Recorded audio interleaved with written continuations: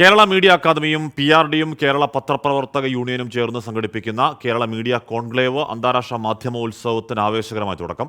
കോൺക്ലേവിന്റെ രണ്ടാം ദിവസം നടന്ന സെഷനിൽ 24 chief editor R. Sreekandan Nair പങ്കെടുത്തു. ലോക്സഭാ തെരഞ്ഞെടുപ്പും മാധ്യമങ്ങളുമായിരുന്നു വിഷയം.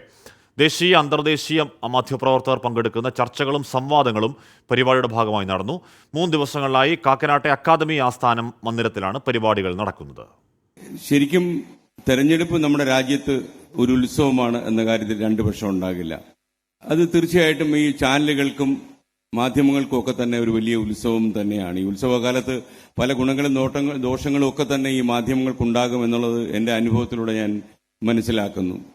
ചില യാഥാർത്ഥ്യങ്ങൾ പുറത്തു പറയുന്നത് കൊണ്ട് ആകാശം ഇടിഞ്ഞു വീഴുന്നെങ്കിൽ അത് ഇടിഞ്ഞ് താഴോട്ട് വരട്ടെ എന്ന അഭിപ്രായക്കാരനാണ് ഞാൻ. അപ്പം നമുക്ക് നോക്കിയാൽ പോരെ.